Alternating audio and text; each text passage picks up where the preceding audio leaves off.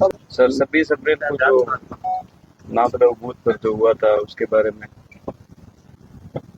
लोकसभा चुनाव में विधानसभा क्षेत्र शेरगढ़ के भाग संख्या 10 बूथ नंबर 10 जो मेरा गांव नाथरऊ है और मेरा खुद का ही बूथ है। मुझे सूचना मिली थी कि मतदान 7 बजे शुरू हुआ था और 7 बजे जब मतदान शुरू हुआ तो उस समय हमारे मतदान क्षेत्र की मातृशक्ति महिलाओं जब वोट देने के लिए जा रही थी तो उनको मुख्य गेट पर रोका जा रहा था और वहाँ के सुरक्षा कर्मी ने प्रत्येक महिला मतदाता का घूंघट उठा करके और उनका जो आइडेंटिफिकेशन आधार कार्ड था उसका वो मिलान कर रहे थे। और वैसे आइडेंटिफिकेशन के लिए 16 पहचान पत्र होते हैं, लेकिन उनका हम 16 पहचान पत्र नहीं मानेंगे, केवल आधार कार्ड मानेंगे।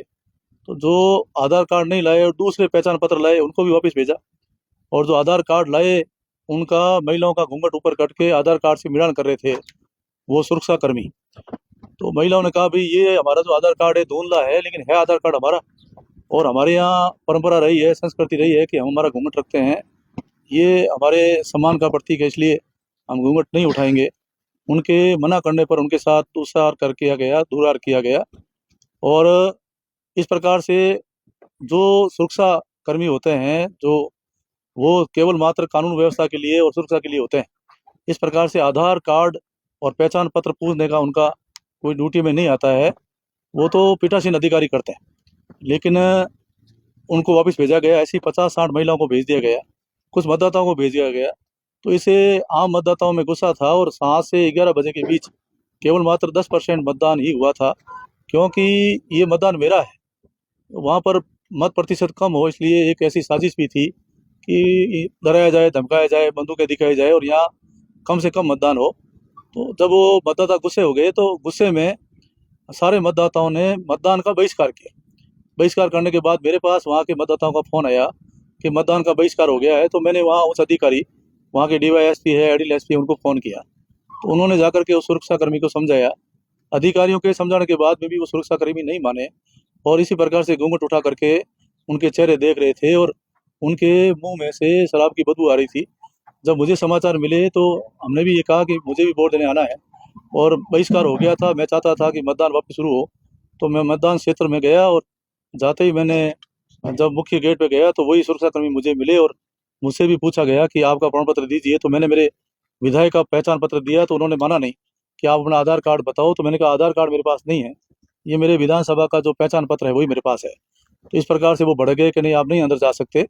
तो मुझे भी रोका। मैंने कहा भाई मैं जा सकता हूँ, और मैंने उनको थोड़ी नाराज़गी व्यक्त करते हुए कहा कि आप मेरे परिवार की महिलाएं हैं, मेरे मतदान क्षेत्र की महिलाएं हैं, इनकी आप घूंघट उठा रहे हैं। आपको आइडेंटिफिकेशन देखने का, पहचान करने का अधिकार नहीं है, वो पीठासीन अधिकारी तय करेगा।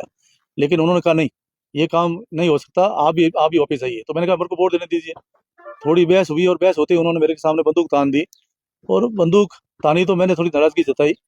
बस इतना सा वाकया था, इससे ज़्यादा कुछ नहीं था। और इसको जो सोशल मीडिया पे चल रहा है, मैं ये चाहता हूँ कि जो वाकया वहाँ पे हुआ है, अगर किसी को भी इस वाकये से ठेस पहुँची है तो मैं क्षमा प्रार्थी हूँ और क्षमा मांगता हूँ, माफ़ी मांगता हूँ कि मेरी कोई ऐसी सोच नहीं थी। मैंने तो मेरी सिर्फ नाराज़गी जताई थी कि हमारे महिलाओं के साथ इस प्रकार से अभद्र व्यवहार क्यों कर रहे हो। इस प्रकार से महिलाएं नाराज़ हो रही थी, तो महिलाओं ने सारी जानकारी दी है। और मैं ये मानता हूँ कि पूरे हिंदुस्तान में विधानसभा क्षेत्र शेरगढ़ गौरव सेनानियों का विधानसभा क्षेत्र रहा है, और सबसे ज़्यादा सैनिक कहीं हैं तो विधानसभा में हैं।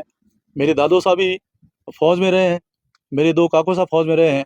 मैंने हमेशा हमारे सैनिकों का सम्मान किया है।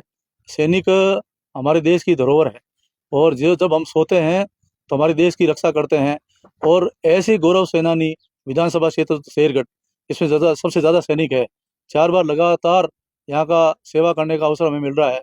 मेरा सौभाग्य है कि इस धरती की सेवा करने का सौभाग्य मुझे मिला है।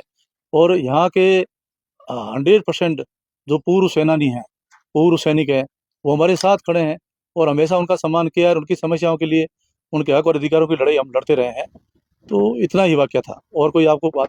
सर जब ये दुर्व्यवहार हुआ तो उस समय में कोई महिला सुरक्षा अधिकारी या महिला पीठासीन अधिकारी उपस्थित थी?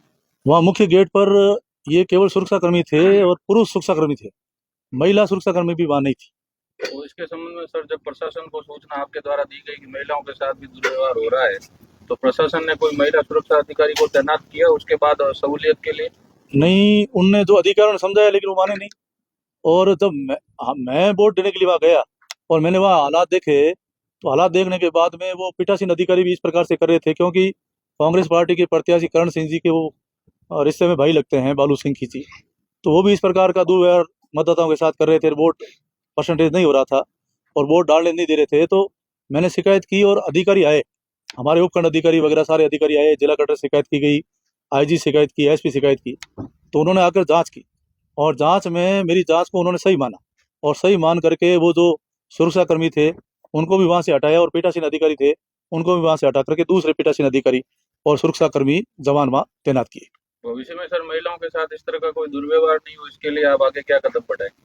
मैं तो हमेशा महिलाओं की सुरक्षा होनी चाहिए। आपको पता होगा कि जब विश्वविद्यालय का छात्र संघ अध्यक्ष था और फिजिकल कॉलेज जोधपुर में हमारी बहन बेटियों के साथ अत्याचार हुआ और उनके साथ घिनौना कृत्य किया गया था, तब भी हमने वहाँ 15 दिन आंदोलन करके और उस महाविद्यालय के प्रिंसिपल और दो और जो शारीरिक शिक्षक थे उनको सरकार से नौकरी से बर्खास्त कराया था और उनको न्याय दिलाया था। तो हमेशा हमारी बहन बेटियों का सम्मान हो और उनकी इज्जत आबरू का सम्मान हो, हम उनके उसके लिए हमेशा संघर्ष करते रहे हैं और उनके पैरोकारी करते रहे हैं, उनके हक और अधिकार की लड़ाई लड़ते रहे। इसमें सर दो प्रकरण आ रहे हैं, एक तरफ जहां प्रशासन आपके खिलाफ मुकदमा दर्ज करवाने की कर रहा है, वहीं दूसरी तरफ महिलाओं की सुरक्षाओं के लिए भी आवाज उठ रही है।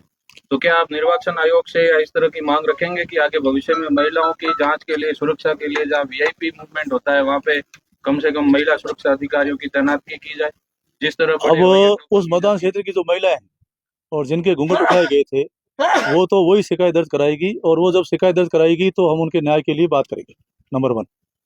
दूसरा, जिस प्रकार से मैं ये सोचता हूँ कि अगर हमारे खिलाफ कोई प्रकरण आया है तो जांच के लिए 189 में मामले रपट दर्ज हुई है, उसकी जांच हो रही है। मैं कह रहा हूँ जांच होनी भी चाहिए, जो गलत है उसके लिए जो न्यायोचित है वो होना चाहिए।